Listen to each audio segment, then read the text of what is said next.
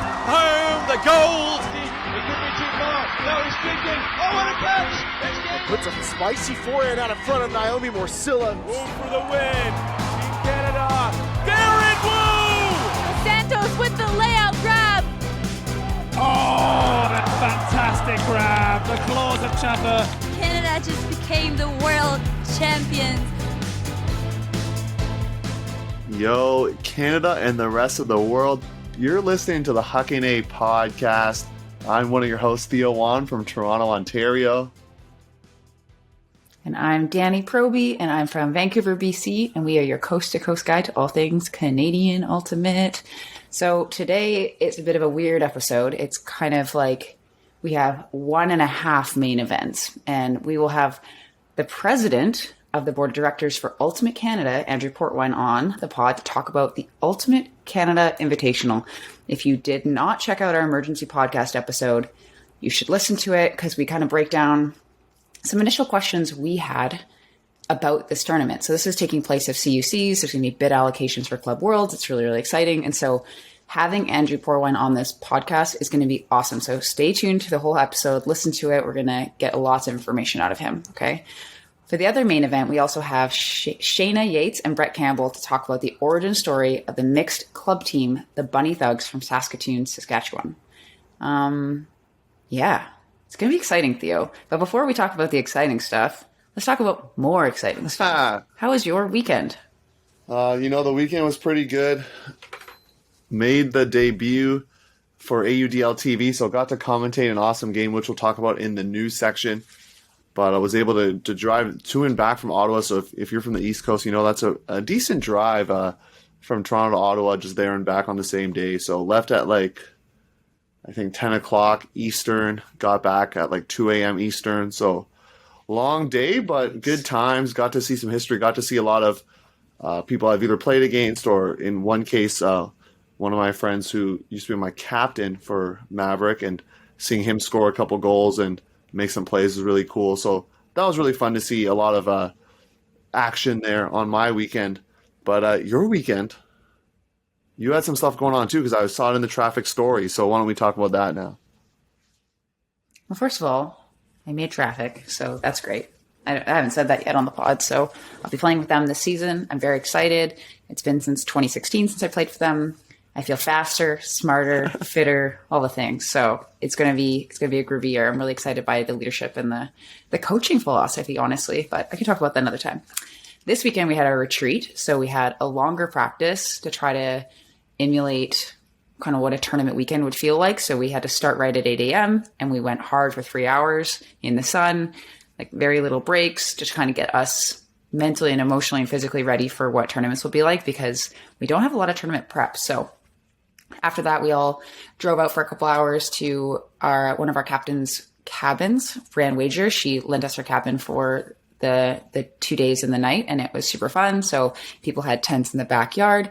We played games. We chilled in the lake. People made TikToks, as the youth do, and we played some games with some adult beverages. It was great. And lots of get to know you stuff. It was really fun. And then we had a spike ball tournament the next day, and it was honestly a big tournament. There was a full pool play, so you had 3 rounds of pool play. Then there was a full bracket, quarters, semis, finals, and it was best of 3 games to 15. It was a lot of spike ball. And I had the distinct pleasure of being partners with Daisy Lynn, and she's also a captain, and she is a nutritionist, just an all-around awesome person. So she also used to play volleyball like me. She was a setter, and I was a power. And so we had this vibe and thing going where she would just send me these beautiful watermelon sets, and I would just crush them. And we took first place. And the funny part is that we thought we were doing this cute pose for the gram. And so they had us going down on one knee to pose for the champions picture. And a couple of my awesome teammates poured a bucket of ice on the back of our heads without us knowing. Hey. So shout out to them. Yeah, it doesn't sound like you were too pleased about that, but I'm sure it was hot outside, so I think it was okay, right? I actually really liked it. Yeah, it was nice. It was really cooling. And then, yeah, the part that I really enjoyed about the retreat is not only getting to know everybody, but we also had 4 of our out-of-town players able to make it to the practice, and 3 of them were able to make it to the retreat. So we had Paula Wong and Terry Whitehead come in from Calgary. We had Madison Ong from Saskatoon, we talk about later, and then Sarah Norton from Edmonton, who we had on the pod earlier, and they were all there for the whole weekend, which was awesome. So good. Yeah, it's always good to have the out-of-towners join in on the team. And yeah, well, let's just head right into the news now, Danie, and get into some more awesome updates. So let's hit up the news right now. We now have breaking news. News and notes. Let's get it. We're in the news and notes. Danie, you already spilled it, but I had it scheduled in the news, so I'm going to say it anyways. It sounds like our petition worked. My petition to the traffic captains, hopefully they were listening, but they put you on the squad, so we're excited about that traffic roster being more solidified. And so, Danie, I'll give you another shout out for that. Working hard. That's good stuff. Very pleased. And I would like to thank the podcast, because it was definitely not my skill or hard work that got me on the team. It was pressure by this podcast. So thanks again, Theo. You're awesome. Appreciate that. Yeah. So very excited for that. The season's going to be awesome. Lots of tournaments back to back to back to back to back to back. Kind of scary, but it's going to be great. So in other news, Wild and Fleury actually were able to play a game against each other recently, and we saw this on their Instagram, and it's just exciting. And I know we've said this over the last few episodes, but it's just exciting to see teams playing each other and like actually having real games. It's the best thing ever. So yeah. Yeah, at the time of this recording, Quebec Iris would have concluded their tryouts, which they had talked about on their social media channels as well, and speaking with Allison Fisher about it. And so the silver medalists, CUC 2019, they're back, ready to go. And let's see what they can do and make some noise out there in the Ultimate Canada Invitational. And speaking of that, we get the distinct pleasure of kind of notifying what teams are signed up, and we're seeing a lot of geographical representation, especially from your neck of the woods. So, Danie, why don't you start with that? Yeah, so far, that's like, there's some that are listed on the website and some that are kind of telling us in the group chat what their intentions are. So it's a little bit of a mixture of all of those. But so far confirmed in the mixed division, we have Fable and Red Flag from BC. We have Crank from Ontario, Red Fox from Quebec, Force from Ontario, Union from Ontario, and Spawn is most likely going to be entering in. So that's a lot of teams already mostly committed for mixed. So people are excited about this tournament, obviously, because it didn't take long for them to put their team forward.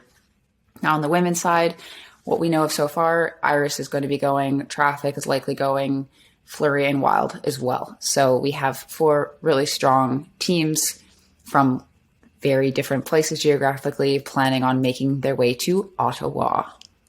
Yeah, in the open division, you got my favorite team name. You've heard it so many times. Alberta Flatball Club. They're going to be, I think they've already registered, so they're going. Hound out of Durham region, they're going. Mephisto in the, I guess, a more Montreal accent. And they'll be going, as well as Regiment out from Newfoundland. We did a whole podcast about Ultimate Newfoundland, which you should check out in the podcast archive. And Too Bad, you say. Yeah, the pickup team from Toronto, legendary pickup team led by Harry Berkman. They're going to be there as well. And Masters Mixed, one team has signed up, and that's Epoch out of Quebec. And I'm already going to call it that. I looked at their roster, and I was like, dang, this team has some star players. Yolande Cabot's on the team, Julie Landry, Vogel as well, who's like a legend. So it's been, I'm really excited to see what happens in that division specifically. And I'm calling them to win, even though I don't know the other teams. So other teams, you can get at me and prove me wrong there. So do it, please. But Dane, do you want to talk about Master Women's? Because I think you know a little bit more about that. So why don't you talk about Master Women's and what's happening there? Yeah, well, there's lots of what ifs still. There's a team called Aguada. Oh my gosh, I probably butchered that. Please at me. I love getting the opportunity to improve and be better. So at me if I pronounce it incorrectly. And them and Rosie may join forces for the Canadian Invite, so they're potentially looking to go. And then Kassar, Oh man, you're butchering the names here today, Danie. That's okay. Lord. Okay. They're also a maybe. So you have to be a yes now. So then I'll get lots of chances to talk about you and practice saying the names. So that's what we know so far. I think there's a lot of rumblings happening in the chats where teams are like maybe and stuff. So that looks like, from what I can tell, that all the divisions are probably going to go. I don't see a lot of Masters men's teams kind of saying too much, but all they need is 4 teams to actually run with the division. Is that right? Yeah. Mm-hmm. Okay. Now, leaving the Canadian Ultimate Invite for a second, Theo, you had an awesome weekend. I heard your lovely voice. It's like music to my ears, commentating. Tell me about the AUDL. What happened this weekend? First of all, I will admit that I was wrong. So I told some Outlaws players. I wrote an article which you can check out at ultiworld.com, a preview about the AUDL, and there were power rankings. And guess where I ranked Ottawa? I ranked them dead last. I ranked them Toronto, Montreal, Ottawa. And who decided to prove me wrong? It was #BadBoysUltimate. The Outlaws. They went 2-0 on the weekend. Let's go. Got to give a shout out to Nick Boucher. He went off. He had 11 assists, but not just that. He had over 1,200 total yards, the cool advanced stats that they got there. So he had almost 900 throwing yards in the game, which is like crazy to think about. So he just went off for the team, and Ottawa took out Toronto at home. And then, so that was at 6 Eastern. They got to go to Montreal, play the next day at 1 o'clock. They go into Montreal with fans, Montreal fans in the house, cheering for their squad. And Ottawa comes in on the road, winning 26-19. So Ottawa Outlaws 2-0 in the Canada Cup Series. Let's go. You're proving me wrong. That's a good start. And I have to say this. They proved Charlie and Keith wrong, because if you go and listen to Deep Look and their picks, they picked Toronto to win -5.5. So they were taking the points even. So they were going to say the Rush were going to beat Ottawa by 6 points. And so they were proven wrong as well. Ottawa, you're proving all the naysayers wrong. We love to see that. Yeah, and I didn't actually watch the full games, but I got to watch a lot of the highlights. And I also got to hear about it from our management meeting this morning, because Jeremy Hill, who plays for the Ottawa Outlaws, was on the call, and he's like, I can barely sit. My whole body hurts. So I think he did quite well, especially in the first game. Yes. So I shout out to him and all of his hard work, because he's been dedicating a lot of time to make sure that he was ready for this, and playing 2 games back to back can't be easy. Yeah, especially with the wide field. What I've heard from some people is like, they were like, "Woo, defense is not like, defense is pretty easy, not easy, but it's manageable on a regular size field. But when you hit that wide size field, defense is just like, sounds like 20 times harder, to be honest." Yeah, it's an offensive game for sure, the AUDL, for sure. So now we're going to hear from our sponsor. We're going to get that famous Huckin bumper. We love that. If you want to be featured on the bumper, I've never said this before, but if you want to be featured on the bumper, give us a shout, because we got to add more players, coaches to the vault of bumpers that we have. So after that, we're going to hear from Andrew Portwine and then Bunny Thugs. Let's get it. This episode has been brought to you by VC Ultimate. VC Ultimate has been producing custom uniforms and performance apparel right here in Canada since 1998. VC's sublimated gear is made from 100% recycled FlexLight fabric, and design services and product samples are both free. Get your VC jersey today. Hey, this is Phil Dorval, Technical Director for Ultimate Quebec, and you're listening to the Huckin podcast, your coast-to-coast guide for all things Canadian Ultimate. We're back. We got the first half main event right now. We got a friend, a former coach of mine, Andrew Portwine, here to talk some Ultimate Canada Invitational stuff. And before we even start that, funny story for the audience, there was a group chat that got started between Danie and an Andrew and I thought it was Batch. So I was like, Batch, what up, man? How's it going? And as soon as like Portwine jumps in and says, hey, it's actually Portwine, I was like, Portwine, what's up, man? But it kind of like threw me off, because the first Andrew I thought of was Batch, and Portwine, I do apologize for that, because you were my coach back in the day, 2014. So I do apologize for not naming you first. I mean, Batch has been all over our YouTube comments, so it's recency bias. It's actually quite common in our board meetings and competition committee meetings. Sure. I have to go by Portwine and he has to go by batch. Just too much confusion. Too many Andrews. There you go. And Portwine, why don't you introduce yourself? You're kind of known as Portwine, as you just mentioned, and how long have you been playing, and what is your role with Ultimate Canada, and how long have you had that role? Sure. So I started playing in October of 97. I was thinking about that today, actually. So I've been around the block for a while, done a little bit of everything from playing, now playing in Grandmasters. I've done commentary. I've worked with provincial bodies, local here in Waterloo bodies, tournament director for various events, World Juniors, most notably a few years back in Waterloo. Currently sitting as president of the board of directors for Ultimate Canada, so a volunteer position with the NSO for Ultimate. So I liaise basically between the board and our current one paid staff member that we have remaining. So yeah, it's been an entertaining couple of years to say the least. Yeah, it's been sad to see all the departures of all the different people that have been working with Ultimate Canada for so long, and we'll touch on finances a little bit later in these questions, but that is definitely a product of being an NSO that is tight for cash for various reasons. Okay, before we dive into that part, we're going to talk about the Ultimate Canada Invite, which is taking place of CUCs. Now, I want to know, why is it called the Ultimate Canada Invite? Why did you decide to brand it that way? Number one. And number two, how did you come to the decision of the time, the location, whether to run it or not? And I know there's a lot of stuff in there, so good luck. Yeah, there's a lot to unpackage. Obviously, it's been a lot of discussions among competition committee, the board members, high performance committee. Just given the wide variety of COVID regulations from province to province, we're a large country. We have various people that dictate each area of the country, obviously. We felt with a CUC at our traditional time in August, not all of the country would be on the same page for COVID regulations. Not everybody would have equal access to flying to Ontario or Quebec, where our original locations, depending on the divisions. Especially even Ontario, where I'm based. I mean, we were late getting back to stage 3 or step 3. So obviously, everyone saw that we postponed once or twice because we tried to wait out these COVID regulations.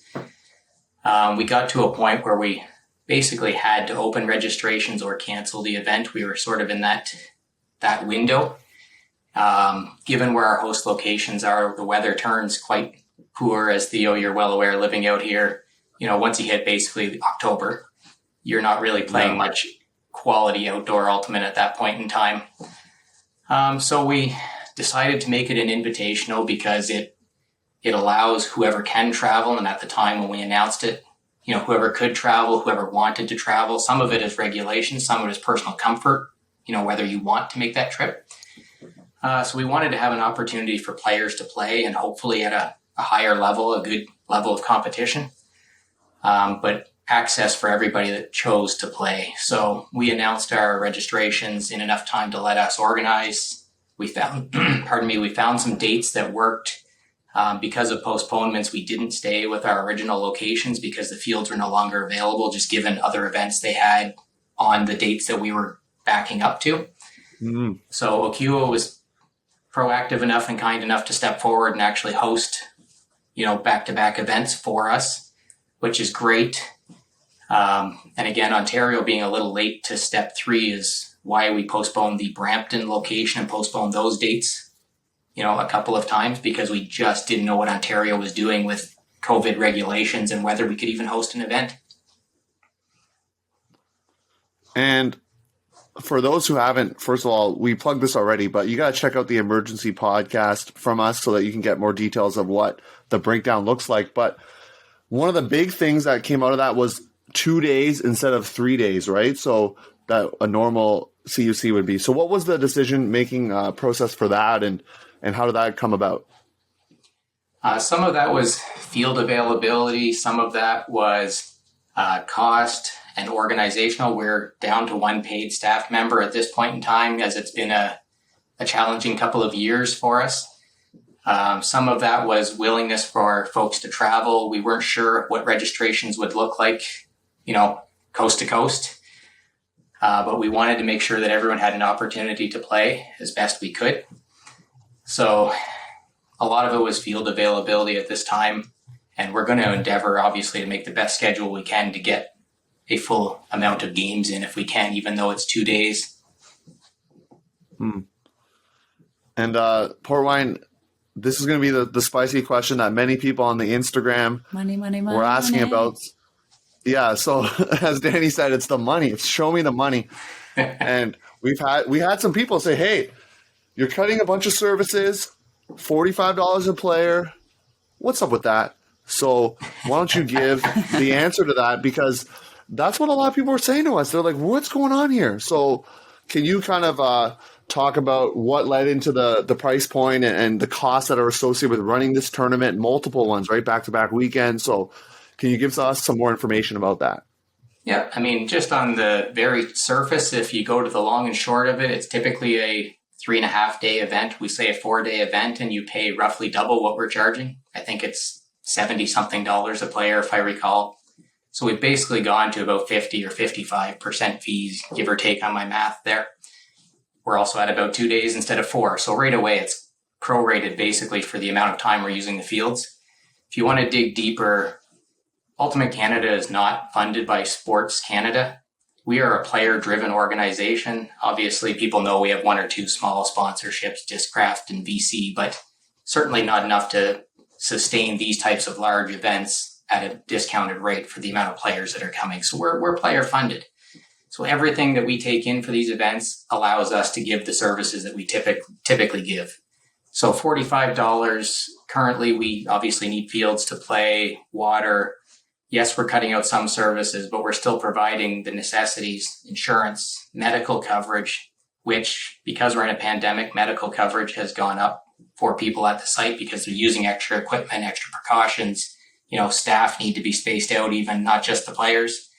So there are some increased fees, even for traditional services that we are providing that, players may not be thinking about in this particular environment.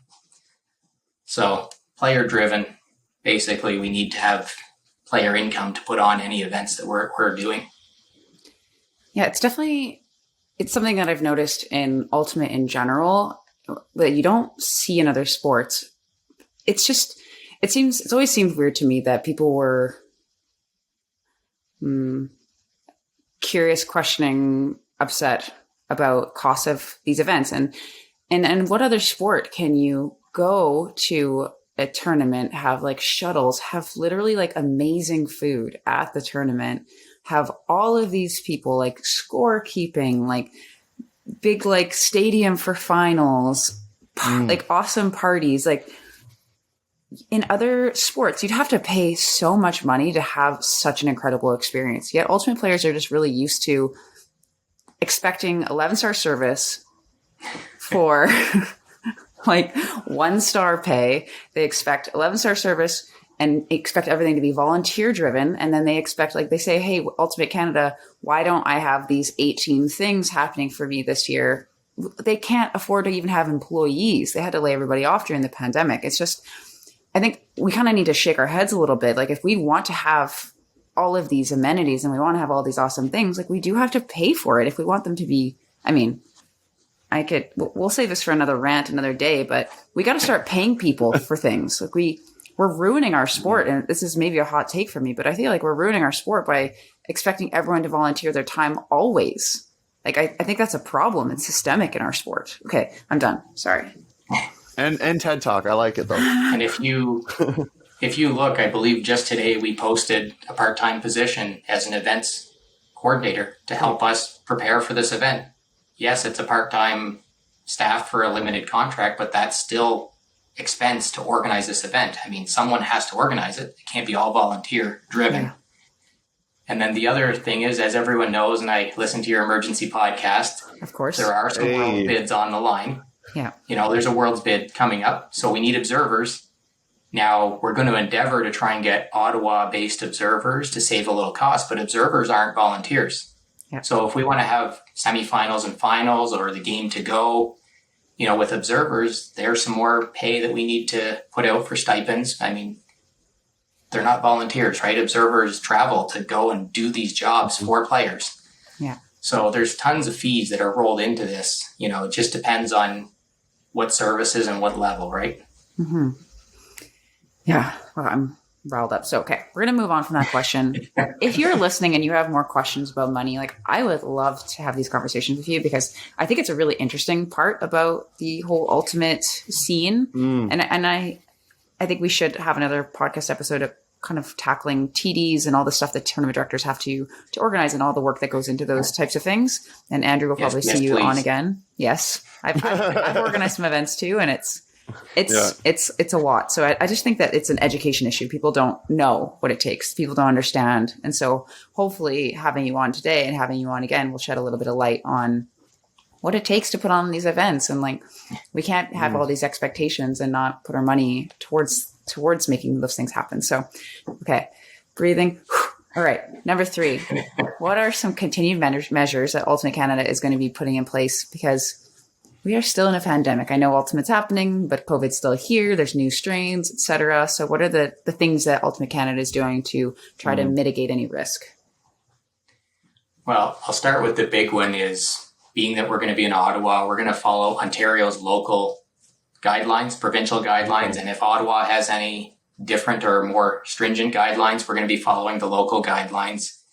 You know, you think about us as an ultimate organization, we don't have the power of physicians like the province of Ontario to write these regulations, to do the research. So clearly they're in a position to put in the time and the money and the effort to put out these protocols that they have put out.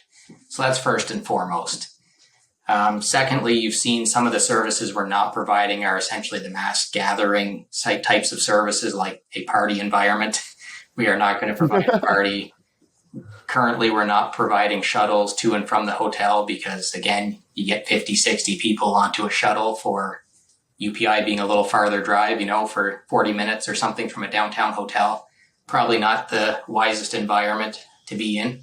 Yeah. And I know some people will say, well, what about carpooling? But provided you're with teammates, you can pick your trusted travelers and know the 3 other people in your car. So it's a little different scenario on how that might play out.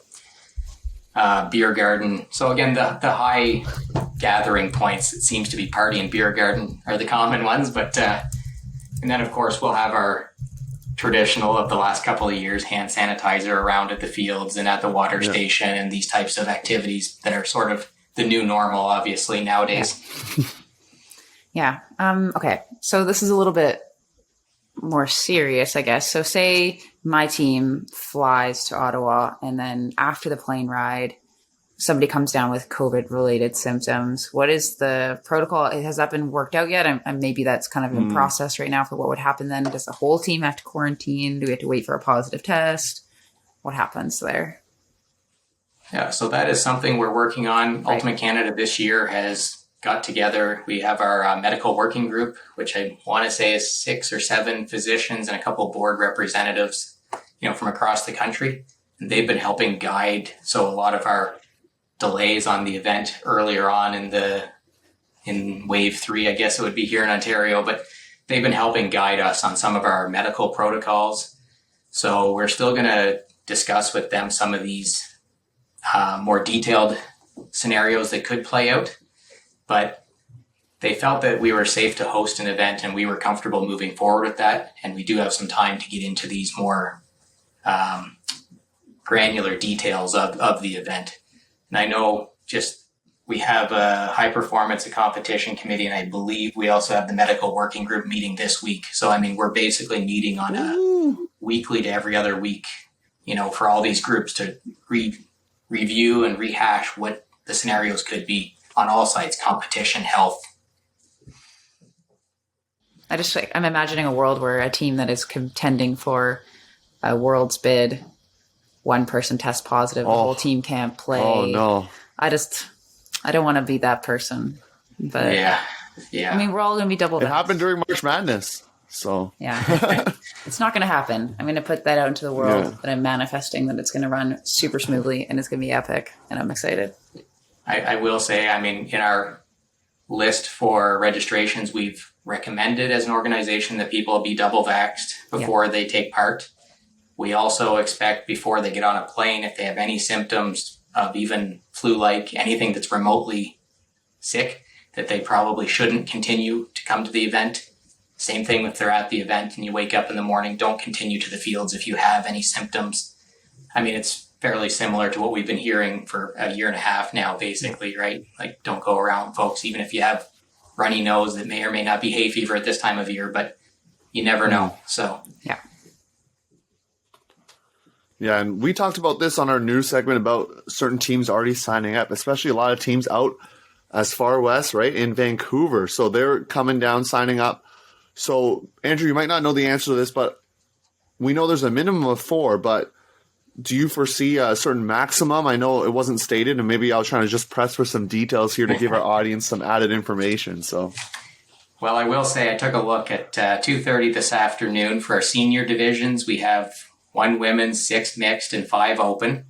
And for the Masters, we have 1 team registered currently. So Masters may be waiting a little bit longer to see what's going on. They're talking in our group chat, so there's going to be a lot more women's teams. Like, I already know of 4 other women's teams that are planning on going. So from our perspective, one of the benefits of UPI is we can accommodate more teams. And especially being in Ontario, I know everyone's going to say Ontario-centric, but that Windsor to Quebec City 401 corridor has a lot of teams that will drive in. So we expect pretty good local representation in that corridor. Essentially, what we're looking to do is accommodate as many teams as we can, as long as it provides for a good schedule. So if we get 17 teams register, we might be the bad guys and take 16 and not that 17th team, because with 2 days, having all those extra buys, it just isn't a good experience for all the teams in that schedule. Same thing if you have 11 versus 12 or 10. So we're going to try and accommodate as many as we can with a schedule that is conducive to efficient use of fields and a good experience for all teams that are at the event. That's a good answer, Portwine. I'm sure you've had to answer that question before, so it sounds like it was already in your brain. Like, I know what I'm going to say. So I feel like I should run for local office, maybe. I'd vote. There you go.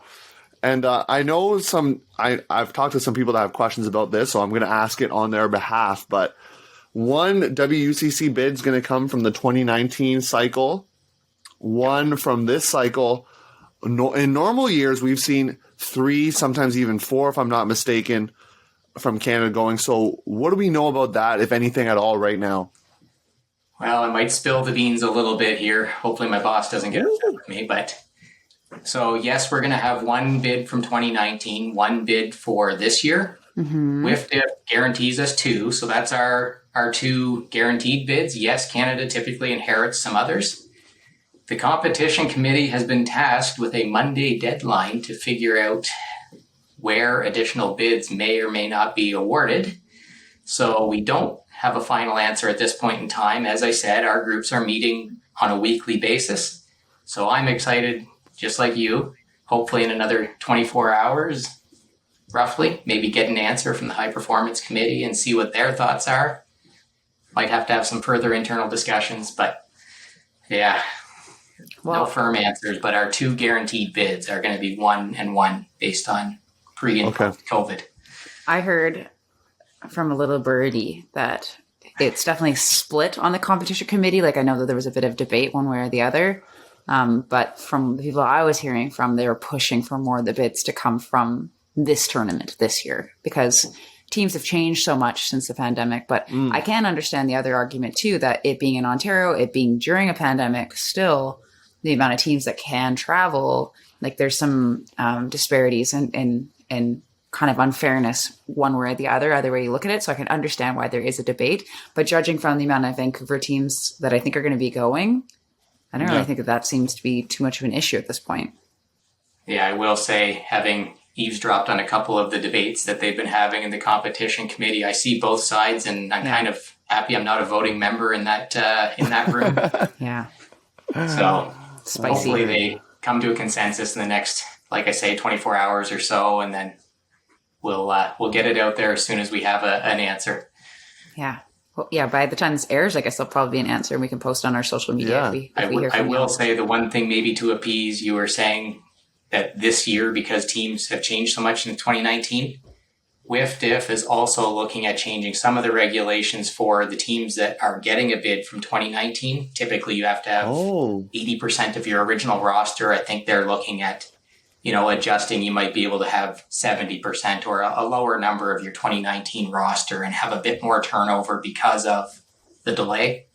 I can't really comment too much because that's clearly not our jurisdiction, but, I think they're being a little more lenient on roster structure just given the significant delay between qualifying and a world event.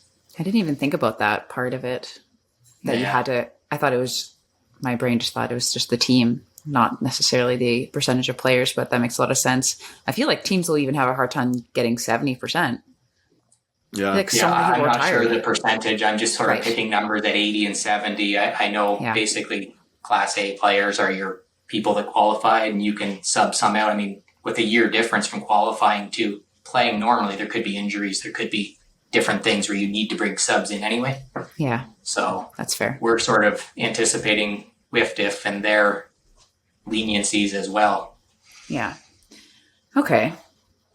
This has been very informative. Now, before we release you back to your regular world, any other thoughts that you want to share with everybody? Last words, pitches for the Ultimate Canada Invite?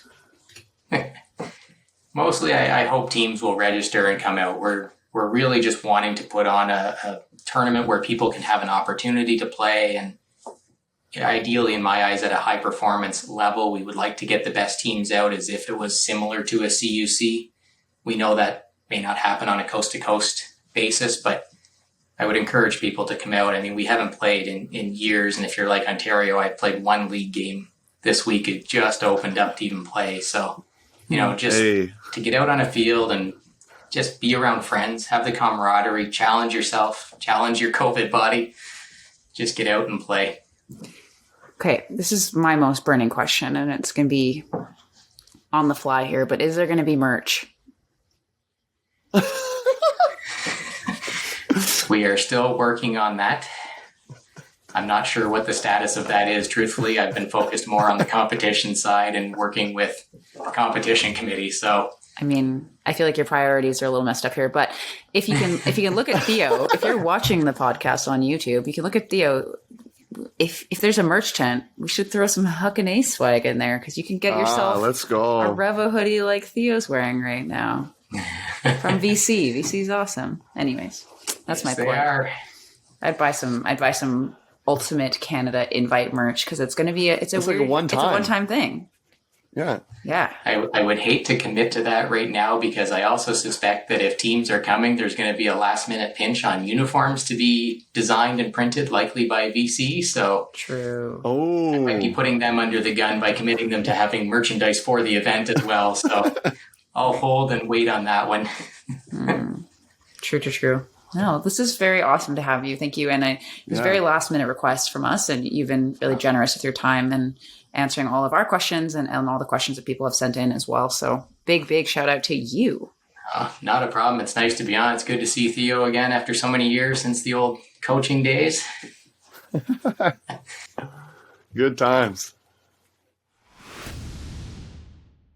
All right, welcome back, everybody. We have our first ever team origin story. I'm so excited. We have Brett and Shana from the Bunny Thugs, and it is an honor and a privilege to have both of you here. And what's really exciting is that, Brett, you've been with the Bunny Thugs since the beginning and no longer play for the team. And Shana, you have joined the team kind of more in the last 4 years. So we have two very different perspectives and histories with both of you. So I'm excited to learn a lot about all that you've got going on. So let's start off first by having you both introduce yourselves and what is and / was your role with Bunny Thugs, how many years you've been playing with them, and anything else you want to share with us. And let's start with Brett because you started with the team first. Yeah, I'm one of the founders of the team. I played with them for 6 years, and I was the captain, offensive handler. And yes, Shana, I've been a player for 6 years. I've been on leadership for 4 of those. And yes, I am an offensive handler as well. Wonderful. Okay. So Theo and I we both play in big ulti cities. So just curious, what was the Saskatchewan ultimate scene like before Bunny Thugs came out? Well, we're always envious of people from a bigger scene. Before the Bunny Thugs, we're playing in the open prairies, elevators in sight, that sort of thing. Before and after harvest, because we're working the crops during the year, the summer, I should say. Before the Bunny Thugs, as like for a mixed team, it was more just kind of casual mixed teams going to tournaments. Occasionally going to nationals if it was close by. We had some more. We started with CUC teams as well, so we were going to those once in a while. People were getting organized like at the university level and whatnot. And there were the occasional open team as well, but they were always pretty throw together, and we'd really only go if it was close by, generally. So before the Bunny Thugs, there wasn't really an organized, mixed, competitive team. Definitely not one that was open, right, per se, right, where you have tryouts and everyone was welcome to come and try to play with the team. The most notable mixed team previously from Saskatoon was called Prairie Snatch. Nice. And that's like that really dates that team and me. Yeah. With because like that would not fly. No. These days, not like a disc anyway. It would fly like a ball and just fall hard on the ground. Yeah. So they were like a group of jocks. Like there were some great athletes on this team, but they were just basically a league team, a bunch of jocks who would just show up to tournaments and do okay. Yeah. Wow. Yeah. That was it. So we don't want to run into things like we just decided we wanted to have a team that consistently went to nationals and competitive tournaments come together and kind of grow. Nice. Yeah, and so kind of diving into that, can you talk about specific events that led to the formation of the team? So maybe it was you and a bunch of friends were at a bar and you were writing on napkins like potential team names or like ideas, or where was this formed? Was this formed on the field or some other location there in terms of getting the team together? Well, the core of the team was a pretty good group of friends. We played for years together. We developed together. Like we played like low-level league together at the very beginning. Then we kind of grew together, got better and better. It's hard to say exactly when we decided to form the team. However, a group of us were part of a team called the Tommy Douglas Dream Machine, which was a men's team. I've heard of them. In 2000.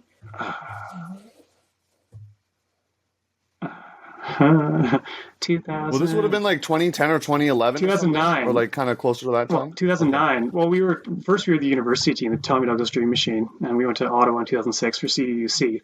Then we all graduated and decided to go. We went to nationals in Winnipeg, and we ended up getting 7th or 8th, which was amazing for us. By the last game, we had 7 players. Going into the third day, we had 11. And that was the year that it got rained out. CUC in Winnipeg, they destroyed the fields. We were playing in mud, basically, and there's high wind, blah, blah, blah. Anyways, we did really well, like 7th or 8th place, which was amazing for us, right? And the next year, we went out east. We expanded the roster, etc. We got second last. So it's pretty depressing. I think maybe that was the point where we decided we wanted to put together a mixed team. A mixed team just because coming from a smaller center, it's just easier to get better talent. Yeah, so I find, because I also started learning Ultimate in Victoria, and that's a smaller Ultimate scene too. So what you're saying about needing and like finding that it makes more sense to make a mixed team really resonates with me, because that's what we did in Victoria. And just like a fun anecdote, I remember in my first, or maybe it was my second CUCs, I think it was in Victoria potentially, we got to play against the Bunny Thugs, and I remember it being really fun, and I remember being really jealous of your jerseys. So speaking of jerseys and names and everything, can you talk about the inspiration for your team and the meaning? You're talking about the names specifically? Yeah. Yeah, the bunny, well, this is pretty well known, I think. On the prairies, or Saskatchewan specifically, a hooded sweatshirt is called a bunny hug. So I think that's pretty well known, at least around here it is, and nobody else calls it that. And I guess some of the guys or people on the team thought it'd be fun to be the Bunny Thugs, kind of tongue in cheek because, well, completely tongue in cheek because we were like pretty wimpy at the time, and and a bunny being a thug, isn't particularly intimidating. So we kind of like that dichotomy. Nice. Yeah. I never liked the team. I never liked the team name. I thought it'd be funny just to be the Bunny Hugs. Yeah. Because couple of bunnies hugging. That's pretty nice. I think. Yeah. I would accept a bunny hug for sure. Yeah. Pre-COVID. Yeah. Yeah.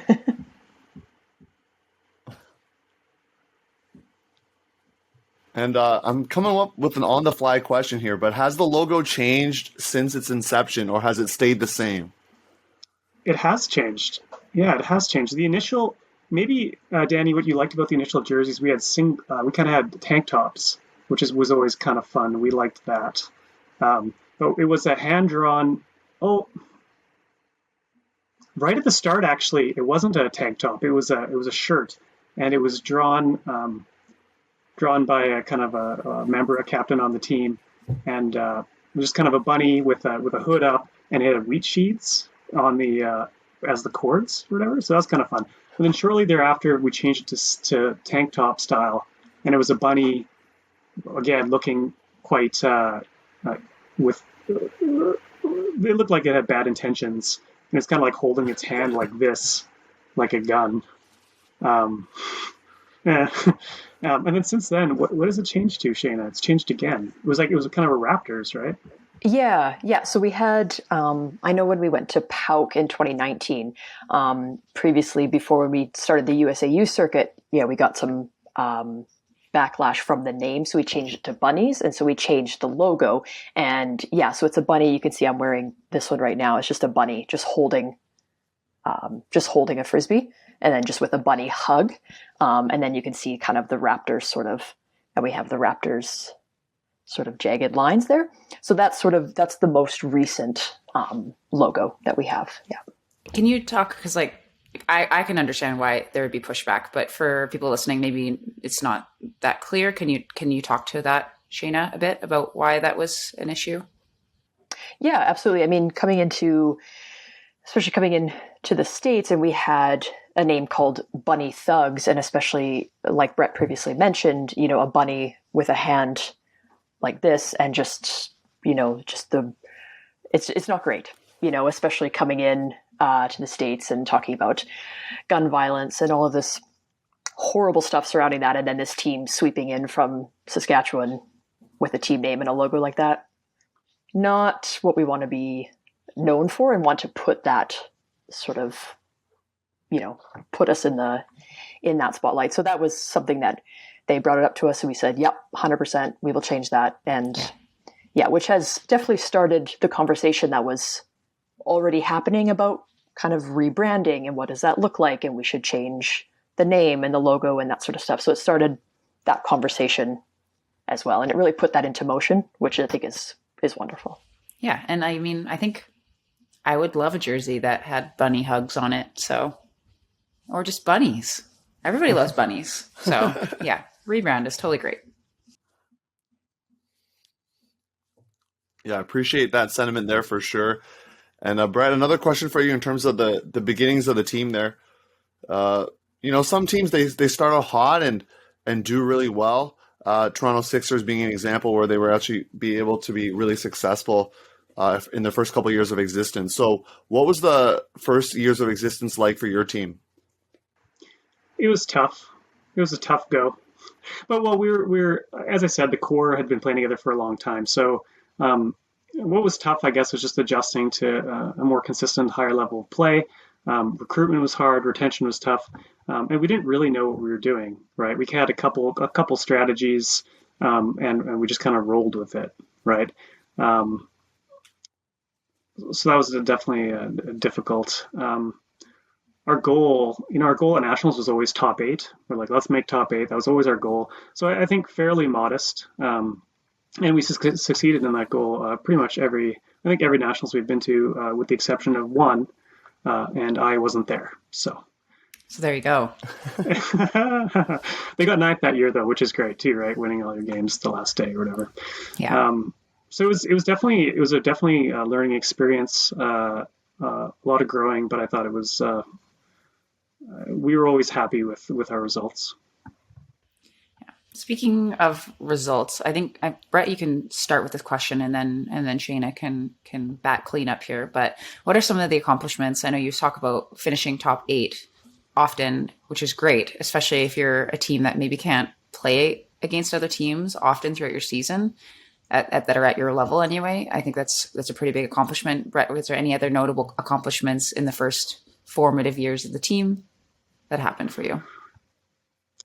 Well, for me, and Shana was there as well, I believe, we got third in 2015 at Nationals in Ottawa. Is that right, Shana? So. That was actually the year before I joined, but I believe, was that in Winnipeg? Maybe it was Winnipeg. It was 2015 in Winnipeg, yeah. Yeah, 2015 was Winnipeg Nationals, yes. My apologies. Yeah, we got third place there. TFP got first and Union got second. And we were pretty stoked. Yeah, that's quite fair. We were really excited to get that result because, we had never really, that was always kind of in the back of our minds, or not like, that's not the right way of saying it. It was never really, well, I don't know. We always were hoping to get there, but that we did, we're really happy about it. What about you? What about you, Shana? Yeah, that one comes to mind. I know the 2019 USAU run. I know that when we started the 2019 season, we had this grand idea that, maybe we should, enter a bigger pond, as you say, go check out the USAU circuit. And we thought, well, small center, let's do it. And so our goal was to win and get a bid to go to regionals. And so, yeah, we worked super hard. We went down there and beat Moondog in, I think it was Universe Point, got that bid and went to regionals, and it was a whirlwind for sure. That one's up there. And then also getting a bid to PAUC. That was great as well in 2019. First ever Saskatchewan team to go and do that. So that was really, really awesome for our team. So I never really understood why a lot of teams didn't go into the States, especially if you're from places where there aren't a lot of teams around you. I am curious, how far is it for you and what type of tournaments make the most sense for your team to be entering into? Like in Canada or no, in the States? Down in the States. Yeah. In the States. Oh, that's a great question. I know, we went to Bozeman. We've been to Bozeman a few years. I can't remember when was our first year. I think 2016, maybe. And that was kind of the first itch that we found, which is that these teams are so competitive. They play in a different way and a different style than other Canadian teams. And obviously just seeing different teams in general, right? When you play the same teams across the prairies and in Canada, you're kind of in this little funk at the same time. So we went to Bozeman, and then we just went to Missoula for the sectionals. That was kind of the only two that we went to. Oh, I'm trying to think. And Bozeman is in Utah? Yeah. No, Montana. Okay, yeah. My bad. Yeah. And that one's about an 8 to 10 hour drive. Yeah. I believe. Yeah. So it's a good bit of a drive, but worth it every time for sure. Yeah. Oh, that's great. Now, okay, so we know what you were up to, and Shana, we're going to be sticking with you for this one. What has your team been up to in recent years? What have been your new things to focus on? Is it the Canadian circuit? Are you going to be still pushing for the US? A little bit of both? Yeah, definitely. A little bit of both, I would say, but definitely more pushing towards entering the USAU circuit again and just kind of continuing with that route. Definitely with the pandemic, even pre-pandemic, we were, like I previously mentioned, discussing rebranding and, what does that look like for our team, and kind of throwing some ideas around for team names, things like that. And now just honestly, just trying to kind of rebuild our culture, our team post-pandemic, right? We're all kind of being, especially a small center, you can't really, it's hard enough to have get the people in that you do, let alone, expand. So we're just kind of, saving ourselves from any injuries. We're not doing any tournaments this year. We're just kind of focusing on the team and getting us back in shape for next season, hopefully. Yeah. Now, do you find that, like, if you have top elite type players, do you ever find that they leave? Because, like, I can think of one person in my mind that I just spent the weekend with, Madison Ong, like, quite a talented player. Does she practice with you, and then does she tournament with you sometimes? Or, like, how does that work with those types of players? She does. Yeah, definitely. She's here right now in Saskatoon for the summer. And she's coming to practices, and great. Just such a great role model on and off the field. And as often as she can come out, I know she came and she joined us for regionals, I believe, in 2019, and she was over the moon to join us. So yeah, she's always ready for that call and willing to accept it for sure. She's a gamer. She's also an incredible spike ball player. Shout out Maddie. like nice goals, spike ball goals. Absolutely. And you mentioned something earlier that I think we've talked about on the podcast here, Danie, but it's where smaller communities are trying to kind of stake a claim into, let's say the USAU series and just trying to put the most competitive mixed team possible. They might not be able to put 1 to 21 depth of players in an open or women's team, but maybe they could do it in a mixed team and try to make a run. And it sounds like that's something that maybe Bunny Thugs wants to do. And do you find the recruitment, this is another off the cuff question here, but do you find recruitment difficult when I know there was an open team that participated at Nationals in 2019 out of Saskatchewan, and then there's a women's team too in Cora. So how's the recruitment been like as well for your team? Yeah, a little bit tough. I mean, I know the interest is there, right? I know I previously just worked in the school system, and I taught a bunch of 14, 15-year-olds, and they loved it, right? And I had about 14 people that were interested in coming out, and then just providing them a juniors program, an opportunity. It's just kind of, that's the barrier to get them out. So it's just sort of getting them in groups and get your friends out and just kind of getting that exposure out there. Cause a lot of them didn't even know that, one, Ultimate existed in Saskatoon, and two, that there was even a juniors opportunity. So that's definitely been a bit of a roadblock for us. We're definitely gaining some newer, like young adults and stuff like that on our team. But yeah, we're definitely coming together to try and figure out a way to get into those school programs and kind of working together with those and other teachers and stuff to kind of funnel kids in. Because it's tough for sure to get people interested and then to buy in, right? And spend money to go to these tournaments and stuff like that. So, yeah. Do you ever need any help with you're a teacher, but we do a lot of school programs with Elevate. So if you ever need any like curriculum resources for teachers or anything like that, we've got tons. So you can reach out to me offline. Awesome. Sounds great. Boom, boom. It's a good pitch right there.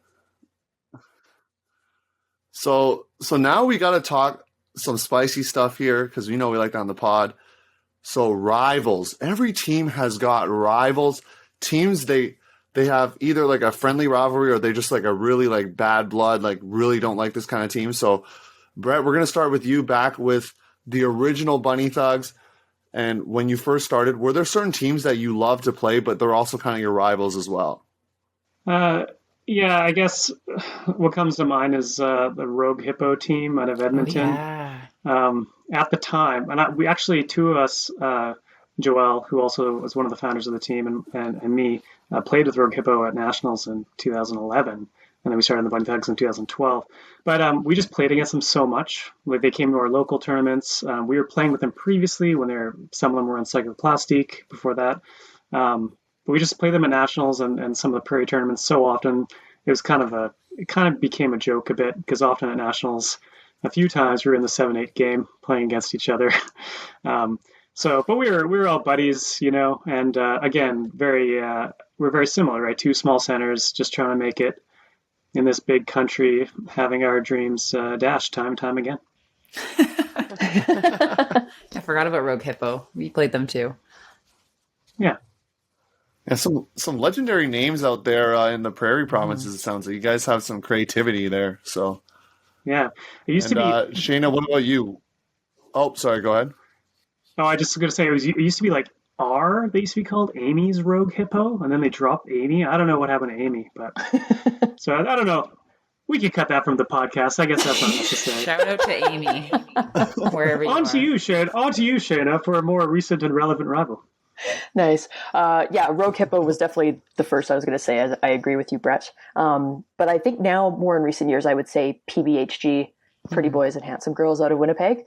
Another young, super talented team.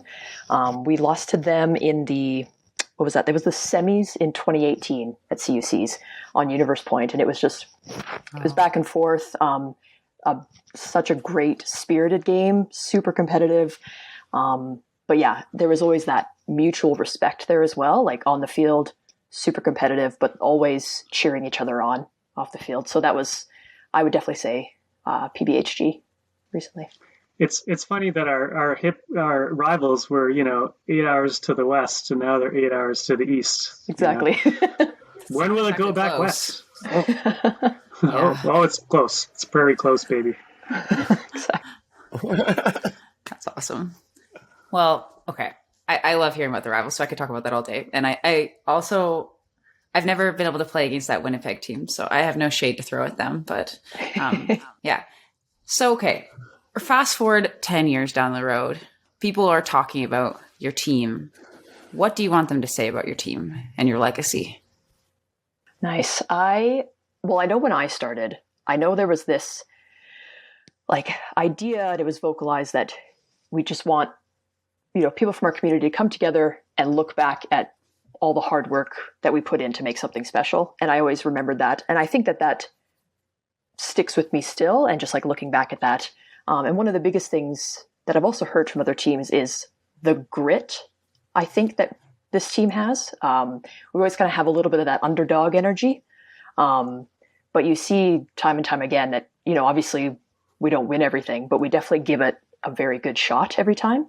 So I would like that to, when they think of us being like, yeah, they're not going to give it to us easy ever. But yeah, they're going to give it a good go for sure.